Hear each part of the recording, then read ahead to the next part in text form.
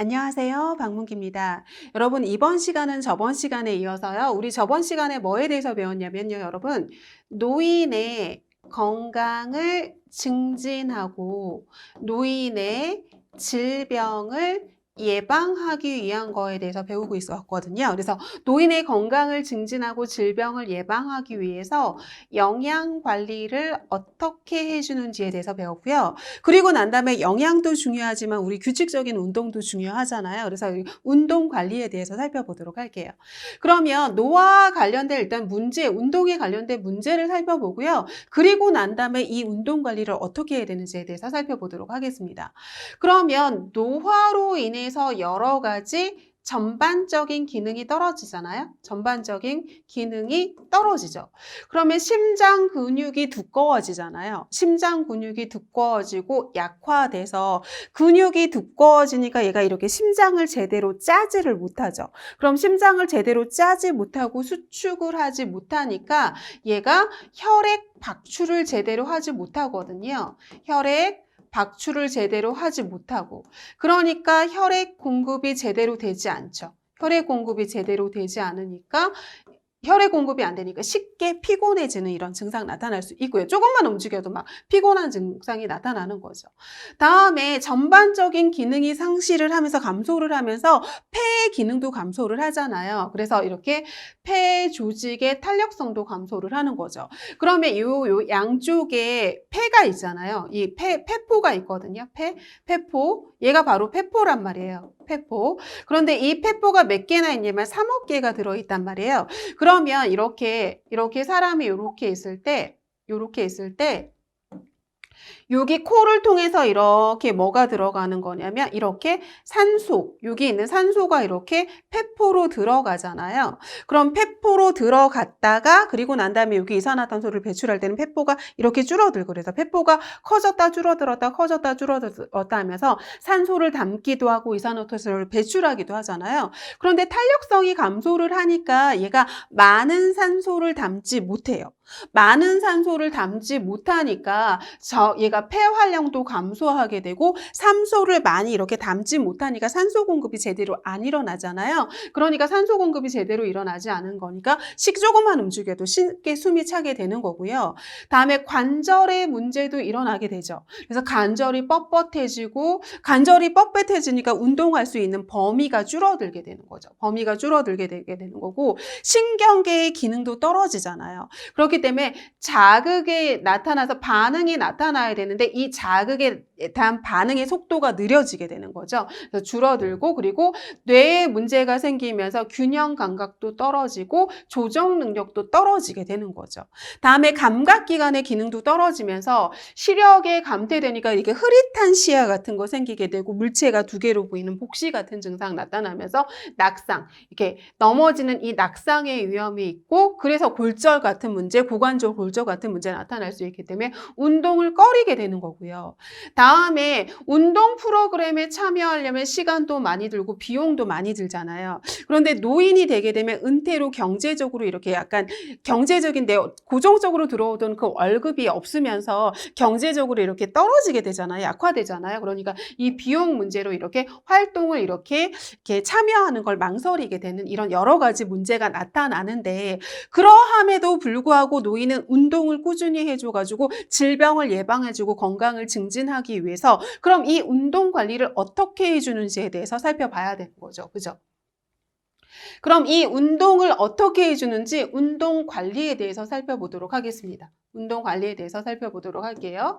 그러면 환자 상태에 따라서 맞는 운동을 해야 되지 모든 사람이 일괄적으로 똑같은 운동을 할 수는 없는 거잖아요. 그러니까 환자 상태를 먼저 알아봐야 되는 거거든요. 그러니까 환자의 현재 운동 수준을 어떻게 하고 있는지 파악을 하고요.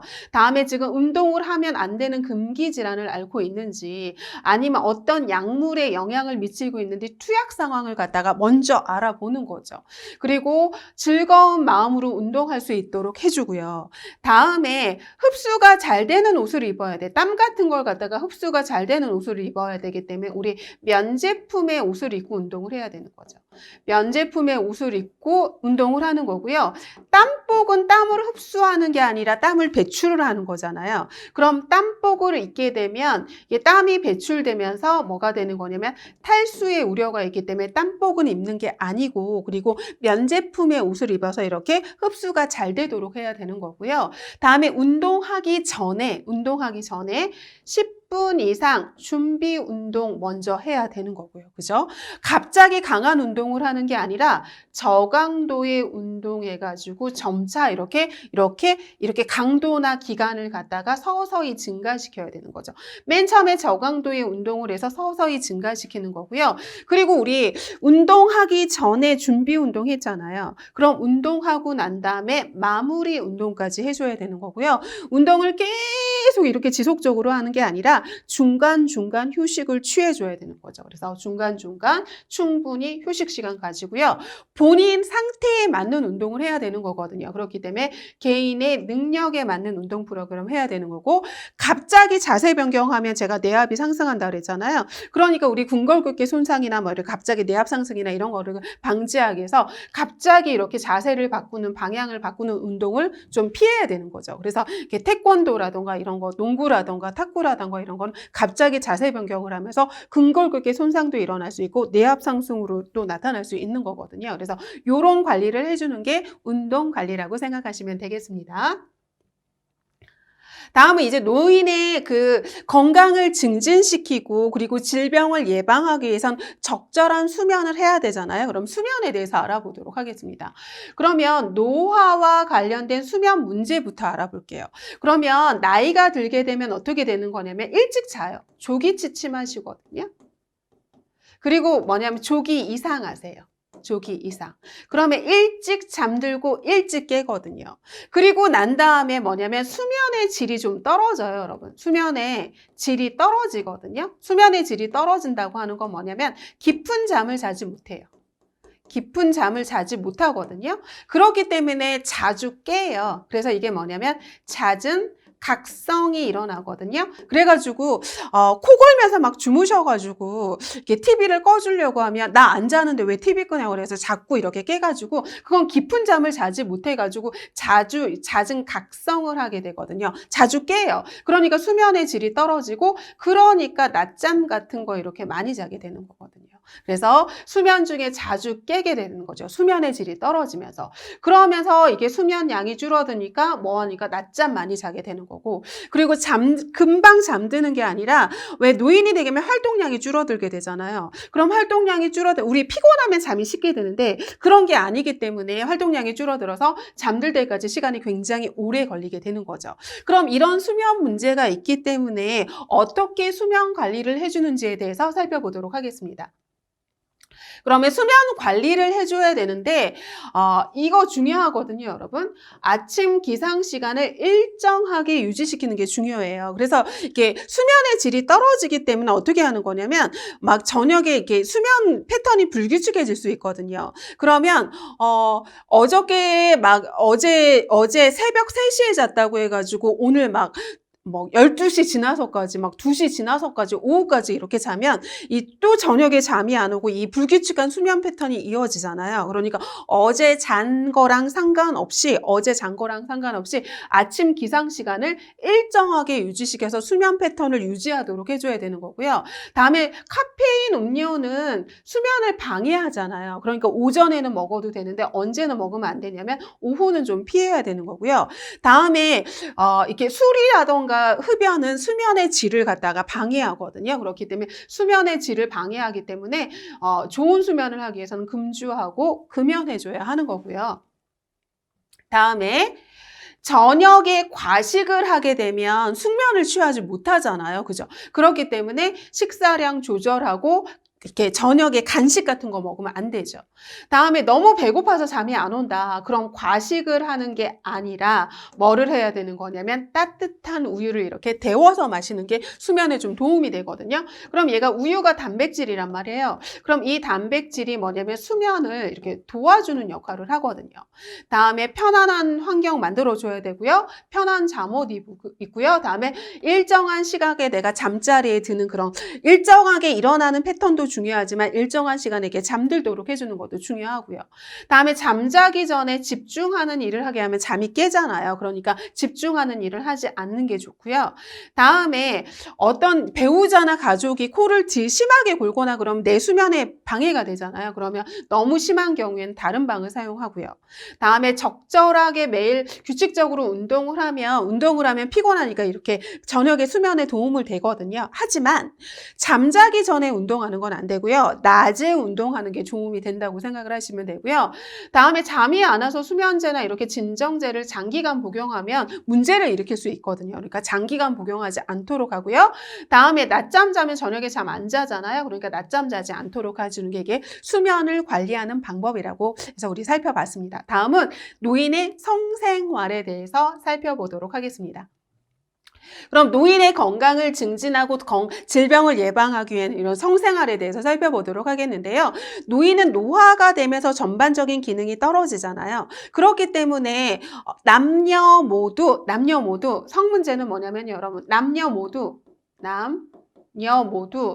성기능은 떨어져요, 여러분. 성기능 떨어지거든요. 하지만 성욕구는 아주 기본적인 욕구이기 때문에 얘는 계속 이렇게 유지된다고 생각을 하시면 되고, 이 노인의 성욕구를 갖다가 유지되기 때문에 이거를 갖다가 인정해줘야 된다는 걸 중요하다고 생각하시면 되는 거죠.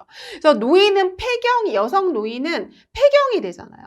폐경이 되면 여성 호르몬인 에스트로겐 분비가 적어지게 되는 거죠. 그러면서 이게 에스트로겐 분비가 안 되면 여성 분비물이 잘 나오지 않아요. 이렇게 분비물이 이렇게 감소하게 되거든요. 그러면 성교할 때 굉장히 뻑뻑하고 이런 불편감과 통증 같은 거 증가하게 되는 거고요. 다음에 남성 노인은 이런 자극에 대한 반응이 금방 일어나지 않고 이렇게 지연할 수 있는 거고요. 다음에 배우자 중에 한 사람이 아니면 모두가 질병이 있을 때 성기능이 당연히 감소할 수밖에 없는 거죠. 정상적으로 하는 것도 노화에 의해서 성기능이 떨어지는데 질병이 있으면 더 떨어질 수밖에 없는 거죠. 다음에 복용 중인 이 약물이 방해할 수도 있는 거고요. 그죠? 다음에 요거는 좀 알고 계셨으면 좋겠는데 여러분 질병에 대해서 알고 계셔야 돼요. 당뇨병은 발기부전을 나타내기도 하거든요. 그러니까 모두 다 발기부전을 일으키지는 않지만 얘가 당뇨병은 혈액순환의 문제이기 때문에 발기가 되려면 혈액이 잘 공급이 돼야 되잖아요. 그러니까 혈액순환에 문제가 생기기 때문에 발기부전 경험하고요. 다음에 관절염 환자 있잖아요. 관절염 환자가 항염증성 약물 있잖아요. 이거는 성적인 욕구를 감소시킨다고 생각을 하시면 돼요. 다음에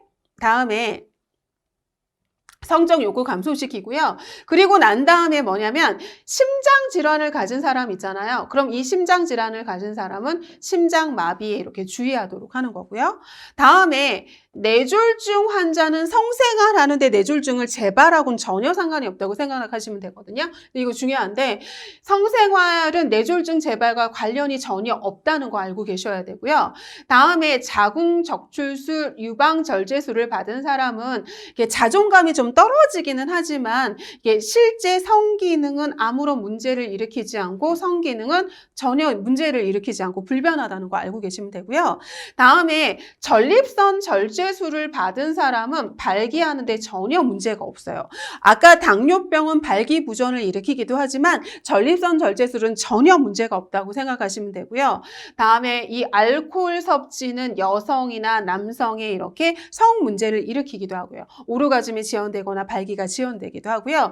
그리고 성생활에 이렇게 영향을 미치는 이런 약물이 있는데 강심제라던가 이뇨제라던가 항고혈압제라던가 신경안정제라던가 한진정제라든가 남성, 여성 모두 성 문제를 유발하는 약물이라고 생각하시면 되고요. 아까 보시면 두 가지가 있는데 관절염 대상자의 항염증성 약물은 성적인 욕구를 감소시켰잖아요. 그런데 일부 파킨슨 질환자가 먹는 이 파킨슨 약물은 뭐냐면 성적인 욕구를 갖다가 높여주는 거죠. 이렇게 서로 반대죠, 여러분.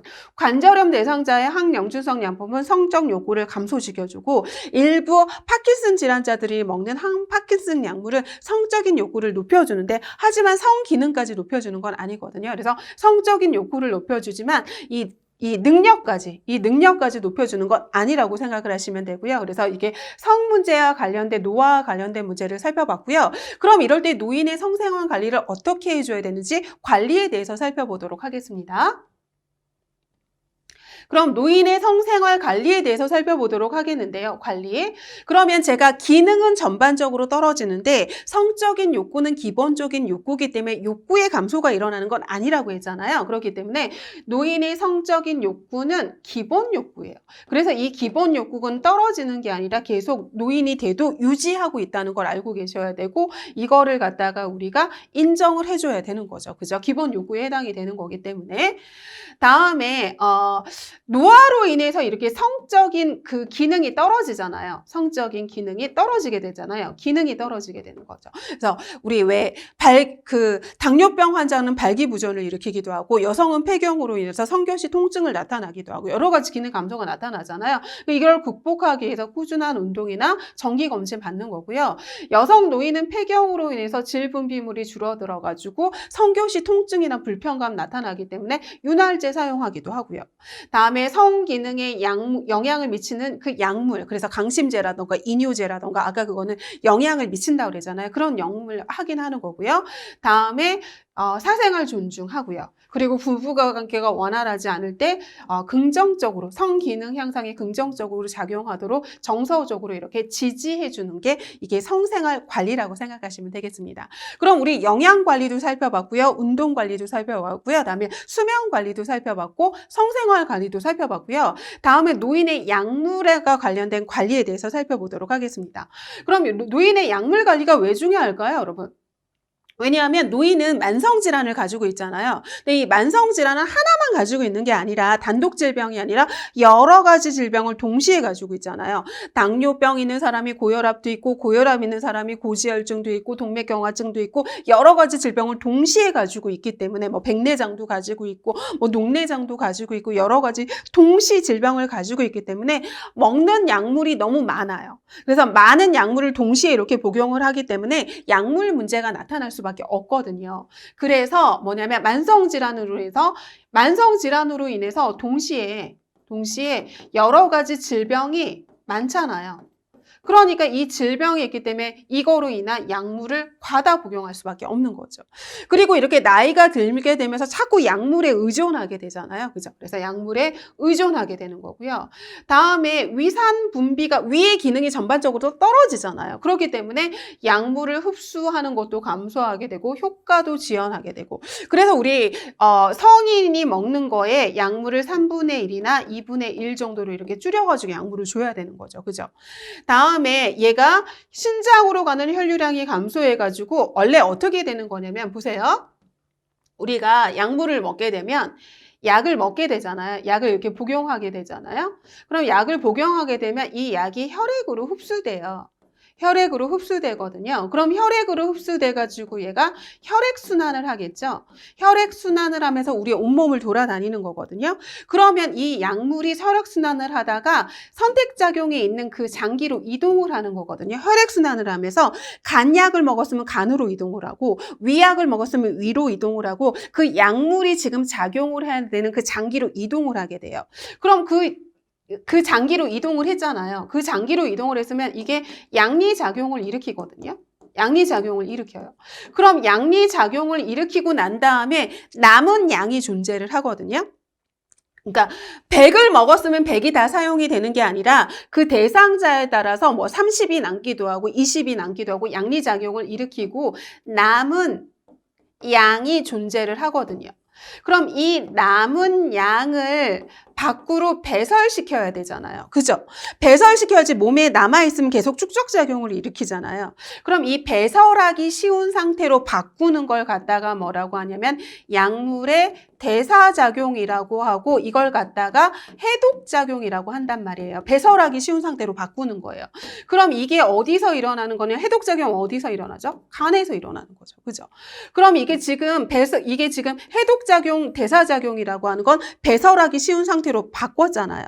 그럼 배설하기 쉬운 상태로 바뀌었으면 얘를 갖다가 배설을 해야죠. 그죠? 배설하기 쉬운 상태로 바꾼 거고 배설을 해야 되잖아요. 그럼 이거는 신장의 소변을 통해서 배설을 하거든요.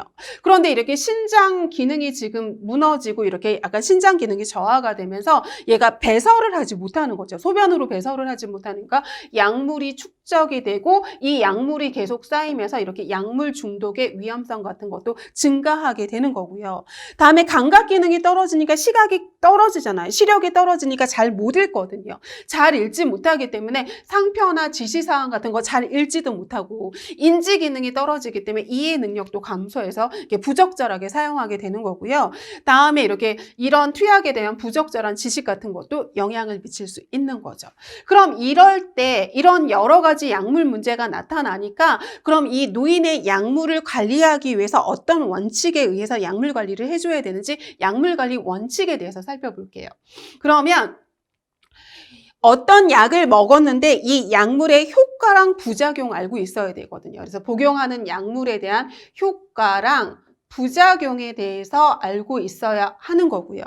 다음에 적절한 약을 정확한 양으로 올바른 복용 방법으로 올바른 시간에 올바른 경로로 뭐 해야 되는 거죠. 그래서 경구 투약하는 약인지 아니면 뭐 이렇게 설화로 이렇게 꿀꺽 삼키는 게 아니라 이렇게 녹여 먹는 약인지 이렇게 올바른 경로로 복용을 해야 되는 거고요. 다음에 효과도 알아야 되지만 부작용도 알아야 되는 거고요. 그리고 의사한테 처방받지 않는 비처방 약이라고 하더라도 의사와 상담해야 되는 게 이게 뭐냐면 여러분 우리가 건강보조제를 먹는데 건강보조제는 의사의 처방 없이도 살 수 있잖아요. 그런데 그게 지금 환자의 질병하고 안 좋은 영향을 미칠 수도 있는 거거든요. 그렇기 때문에 병원에 가서 이렇게 진료를 받을 때 내가 지금 이런 건강보조제를 먹고 있는데 이게 지금 나의 상태에 맞는 건가요? 먹지 않아야 되는 건가요? 하는 걸 상담을 해야 되는 거고요.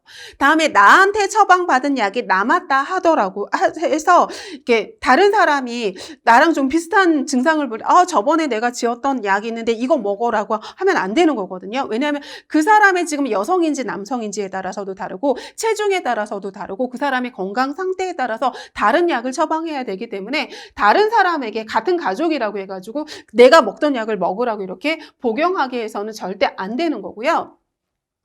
그리고 우리 약을 갖다가 그 노인분들 같은 경우에는 집에서 이렇게 잘 사러 가지 못하니까 구입하지 못하니까 뭐냐면 집에 이렇게 쟁여 놓는 경우가 많거든요. 쌓아 놓는 경우가 많아요. 그럼 약도 유통기한이라는 게 있단 말이에요. 그럼 유통기한이 있는 약은 사용하면 안 되거든요. 그렇기 때문에 쉽게 구입할 수 있는 약은 편의점 같은 데서 쉽게 구입할 수 있는 약은 이건 쉽게 편의점에서 언제든지 살 수 있는 약이니까 집에 이렇게 많이 이렇게 쌓아 놓지 말도록 해줘야 되는 거거든요. 그래서 쉽게 구입할 수 있는 비상약을 알려줘야 돼요. 쉽게 구입할 수 있는 이 비상약을 알려줘서 상시 구입이 가능한 걸 알려줘서 집에서 쌓아놓지 않게 해서 이게 유효기간이 지난 약을 먹게끔 하지 않도록 하는 거고요.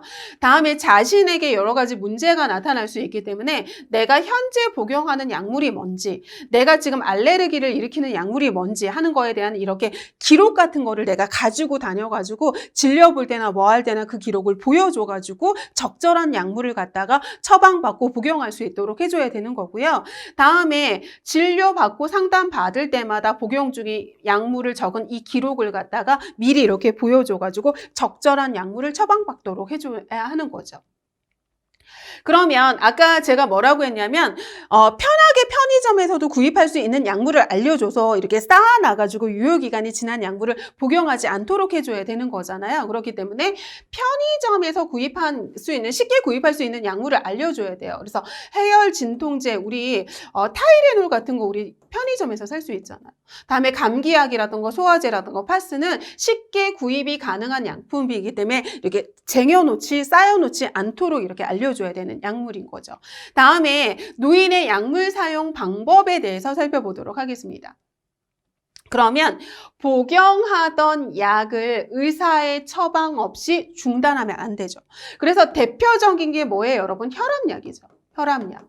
혈압약은 의사와 상의하에 중단하거나 상의하에 그 용량을 변경하거나 다른 약으로 변경을 하는 거지, 내가 혈압약을 이렇게 처방받아서 먹고 있는데 오늘 아침에 혈압을 줬더니 정상 혈압이라서 오늘은 먹으면 안 되겠구나, 안 먹어도 되겠구나 하고 안 먹으면 갑자기 혈압이 상승하게 되고, 그리고 다음날 재봤더니 혈압이 높아졌어요. 그러면 어제 안 먹었으니까 오늘은 2배 먹어야겠는데 2배로 먹고 그러면 안 되거든요. 그래서 얘가 의사의 처방 없이 내 맘대로 중단하면 안 되고 혈압약은 꾸준히 이렇게 복용을 해야 된다고 생각하시면 되는 거고요.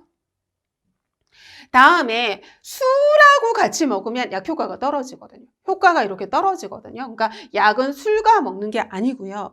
그리고 같은 가족이 나랑 똑같은 증상을 나타난다 하더라도 내 약 주면 안 된다 그랬잖아요. 성별에 따라서도 달라지고 그 환자의 상태에 따라서도 달라지고 그 다음에 체중에 따라서도 달라지기 때문에 증상이 비슷하다고 해서 나한테 처방된 약을 남한테 절대 주면 안 되는 거고요. 그리고 가급적 단골 병원하고 단골 약국을 지정해서 다니면 내가 어떤 약을 지금 처방받아서 먹고 있는지 알고 있잖아요. 그렇기 때문에 이 약 드시고 계시고 이 약 드시고 계시고 이 약 드시고 계시니까 약국에서 어떤 건강보조제를 사려고 할 때 지금 이 질병에는 이 보조제는 맞지 않습니다 하고 그 상태에 맞는 거를 갖다가 조언이나 상담을 해줄 거 아니에요. 그러니까 단골 병원이나 단골 약국을 지정해서 다니는 게 약물 관리하는 데 굉장히 좋은 방법이라고 할 수 있는 거죠. 다음에 이것도 굉장히 중요한데요, 여러분. 진료 받았어요. 그러면 이전에 먹던 약이 남았다 해가지고 그 약을 먹는 게 아니고요. 이전에 먹던 처방약을 이어서 먹는 게 아니라 진료받고 난 다음에 새롭게 처방받은 약을 먹어야 되는 거거든요. 남았다고 그게 아까워서 그걸 먹으면 안 돼요. 그래서 진료 후에는 이전에 처방받은 약을 이어서 복용하면 안 되고요.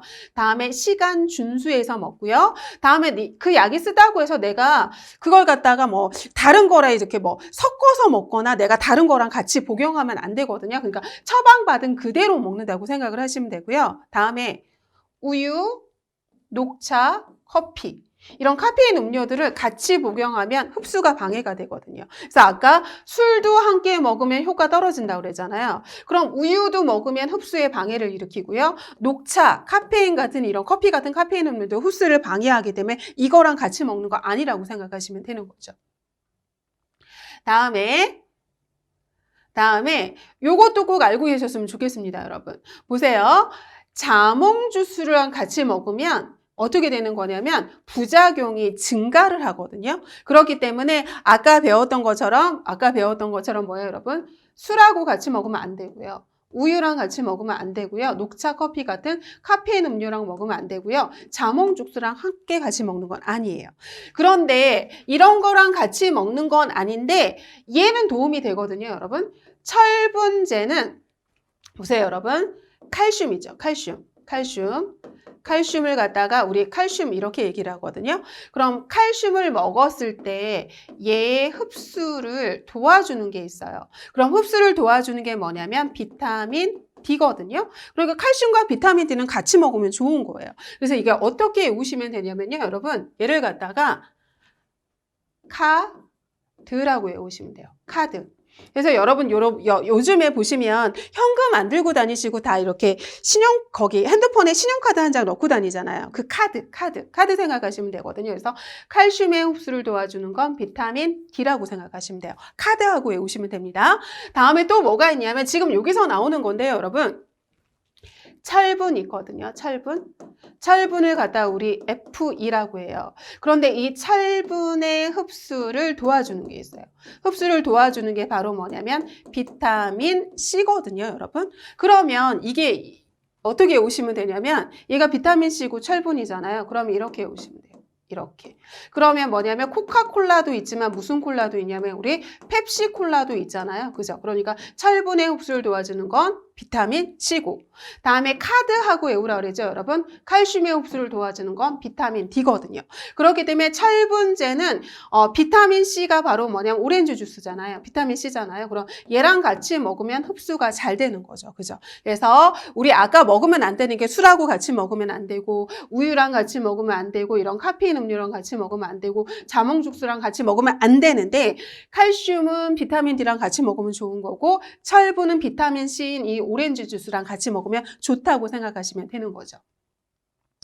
다음에 이제 뭐가 있냐면 약을 내가 삼키기 힘들다고 해서 내 맘대로 이렇게 쪼개서 먹는 거 아니거든요. 내 맘대로 쪼개서 먹으면 안 되고요. 그냥 약국에서 준 상태 그대로 먹어야 되는 거예요. 그런데 예외는 있어요. 이렇게 약이 이렇게 있는데 이렇게 가운데 이렇게 된 거 있잖아요. 이걸 갖다 뭐냐면 이렇게 분할하는 이렇게 분할선이 있는 건 쪼개서 먹어도 돼요. 그런데 이런 분할선이 없이 그냥 이렇게 된 약물이거나 이렇게 된 약물일 때 분할선이 없는데 내가 쪼개서 먹는 건 아니고요. 분할선이 있는 약만 분할해서 먹고 그런 선이 없는 건 내 맘대로 쪼개서 먹는 게 아니라고 생각하시면 됩니다. 다음에 내가 그 약복용을 잊었다고 해서 그 다음에 이렇게 2배로 내 맘대로 먹으면 안 되는 거거든요. 그리고 건강기능식품도 의약품은 아니지만 충분하고 상이하고 복용해서 아까 제가 뭐라고 했냐면 비처방 약물도 건강보조식품도 내가 지금 먹는 약이나 질환에 대해서 이렇게 위해를 끼칠 수 있거든요. 건강보조식품도 나의 상태에 맞지 않는 게 있단 말이에요. 그러면 예를 들어서 홍삼 같은 거는 열을 발생하고 막 이러기 때문에 고혈압 환자가 먹는 건 좋지 않거든요. 그렇기 때문에 그런 처방받지 않는 건강보조식품 그런 약물도 이렇게 내가 병원에서 진료받을 때 이런 게 도움이 되나요? 아니면 안 좋나요? 하고 그런 걸 상담받고 난 다음에 먹어야 된다고 생각하시면 되겠습니다. 그래서 우리 약물 관리에 대해서 살펴봤고요. 다음에 복용 시간이 다르잖아요, 여러분. 우리 뭐가 있냐면 식전에 복용하는 약물도 있고요. 다음에 식사 중에나 아니면 식후에 이렇게 복용하는 약물도 있는 거거든요. 그러면 이렇게 생각하시면 돼요, 여러분. 이렇게 위가 이렇게 있잖아요, 그죠? 이렇게 얘가 위에요, 여러분. 그럼 위에 지금 아무것도 없는 이렇게 공복 상태예요. 아무것도 안 먹었어요. 그럼 얘가 이렇게 약물을 이렇게 먹었습니다. 이렇게 약물이 들어갔어요. 그럼 약물이 들어갔으면 여기 아무것도 없기 때문에 여기 바로 이렇게 흡수가 잘 되거든요. 이 공복 상태에서는 위에 아무것도 없기 때문에 굉장히 흡수가 잘 돼요. 그렇기 때문에 우리 진통제라던가 이런 거를 먹을 때는 식전에 먹어서 이렇게 흡수 속도가 빠르게 나타나도록 하는 거고요. 그런데 이거 말고 만약에 이렇게 위가 있다고 생각을 해보세요. 위가 있는데 여기에 막 음식물이 있어요. 이렇게 음식물이 있어요. 이렇게 음식물이 있어요. 그럼 음식물이 있을 때 이렇게 약이 들어갔어요. 그럼 이게 약이에요? 그럼 이 약하고 음식물하고 어떻게 되면 섞일 거 아니에요? 그죠? 그럼 섞이면 위를 자극시키지는 않는데 이게 뭐냐면 흡수는 늦게 되겠죠. 섞이면 얘가 뭐가 되냐면 얘가 섞이기 때문에 흡수는 잘 안 될 거예요. 하지만 위를 자극하지는 않거든요. 그렇기 때문에 위장을 자극하는 약은 위장을 막 자극시키는 약은 음식물하고 섞이게 하기 위해서 우리가 식후에 먹는 게 좋은 거거든요. 그래서 식전에 먹는 약은 뭐 당뇨약이라던가 결핵약이라던가 그런 거고, 다음에 우리 식사 중이나 식후에 먹는 거는 위장을 자극하는 칼슘제나 철분제나 뭐 이런 약들은 뭐냐면 식후에 먹는다고 하는데 이걸 애우실 필요는 없고요. 그냥 우리가 위를 자극하는 약은 식후에 먹고 그다음에 빠르게 흡수를 하기 위한 약은 식전에 먹는다고 생각하시면 되겠습니다. 그래서 우리 약물 관리에 대해서 살펴봤고요. 다음은 우리 술과 그 담배에 대해서 살펴볼게요. 그래서 노인의 건강을 증진시키고 질병을 예방하기 위해서 술과 담배가 어떤 영향을 미치고 이런 거를 어떻게 관리해야 되는지에 대해서 살펴보도록 하겠습니다.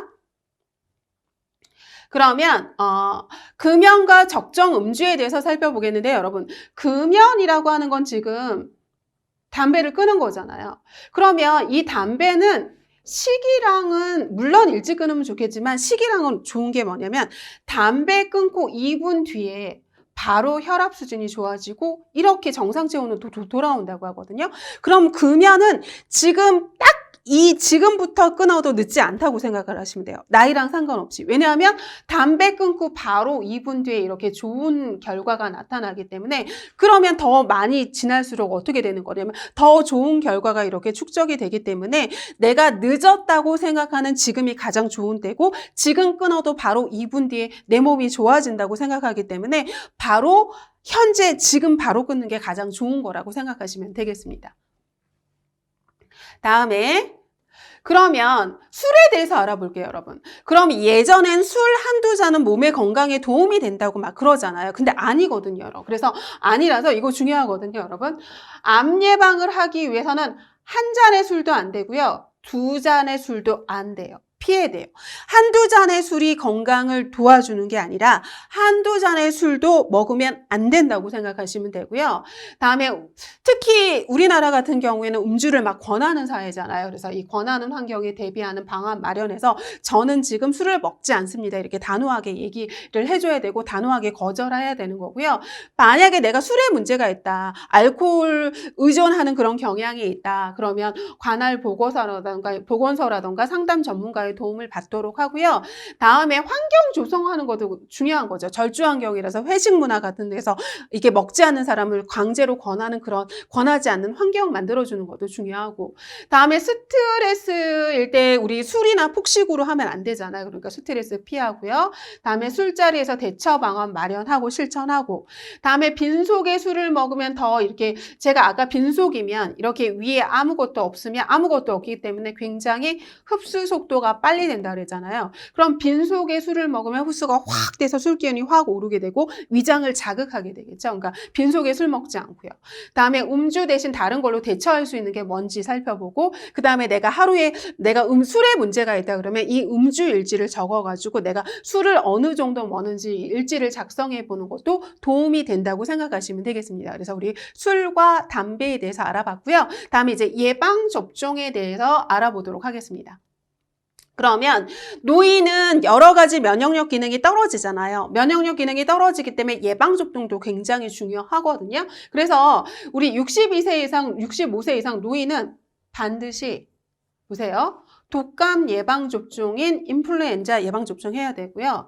반드시 폐렴구균 예방접종 해야 되는 거고요. 다음에 면역력이 떨어진 대상자한테 잘 되기 때문에 이 대상포진 해야 되는 거고요. 다음에 파상풍 디프테리아 접종 해야 되는 거거든요. 그래서 이 4가지 접종은 다 해야 된다고 생각을 하시면 되고 어디서 하는 거냐면 전국 보건소 가면 할 수 있고요. 다음에 지정 의료기관에 가서 하면 할 수 있다고 생각하시면 되겠습니다. 그럼 이걸 어떻게 맞는지 주기에 대해서 살펴보도록 할게요. 그러면 주기에 대해서 살펴보도록 하겠는데요. 주기를 보시면 이렇게 보시면 돼요, 여러분. 가장 중요한 게 인플루엔자 예방접종이란 말이에요. 그죠? 그럼 얘가 독감 예방접종이잖아요. 그런데 우리 앞에서 살펴봤거든. 매년 1회 맞기로 했고 그리고 환절기 전에 10월에서 12월 정도에 맞는다고 했었잖아요. 그러니까 매년 1회 환절기 전에 맞게 10월에서 12월 정도에 이렇게 매년 1회 맞는 게 인플루엔자 예방접종이고요. 그리고 이제 중요한 게 뭐냐면 폐렴구균 예방접종을 맞는 거거든요. 그러면 65세 이상은 매년 1회 맞는 거예요. 그래서 매년 1회가 아니라 한 번 딱 맞으면 돼요. 한 번 딱 맞으면 얘가 매년 1회고 얘는 한 번 맞으면 되고요.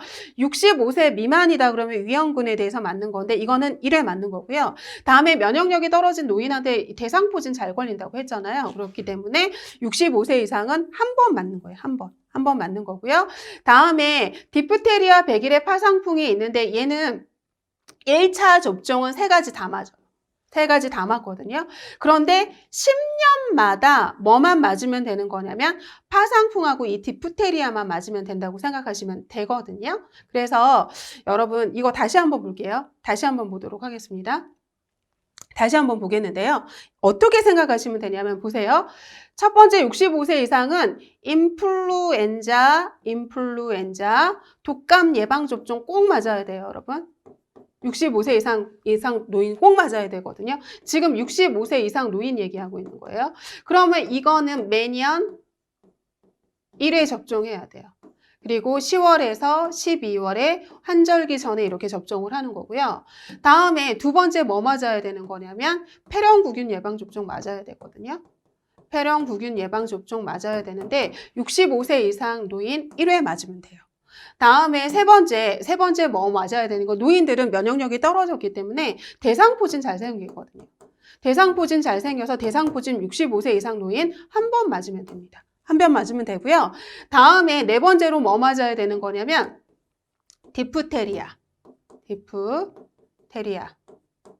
다음에 파상풍. 다음에 100일에 맞는 거거든요. 100일에 맞는 거예요. 그런데 얘를 갖다가 어떻게 맞아야 되는 거냐면요. 여러분 보세요. 얘 3개를 1차 접종할 때, 처음 접종할 때는 얘가 세 개 다 맞아요. 그래서 디프테리아도 맞고, 파상풍도 맞고, 백일에도 맞는 거예요. 처음 맞을 때는. 그런데 처음 맞고 난 다음에 10년마다 맞으면 되거든요. 10년마다 맞으면 되는데 10년마다 맞을 때는 디프테리아랑 파상풍만 맞으면 된다고 생각하시면 돼요. 그래서 처음으로 접종할 때는 세 가지 다 맞고 10년 간격으로 디프테리아랑 파상풍만 맞으면 된다고 생각하시면 되겠습니다. 다음에 우리 계절별 생활안전수칙에 대해서는 우리 다음 시간에 마저 살펴보도록 하겠습니다. 수고하셨습니다.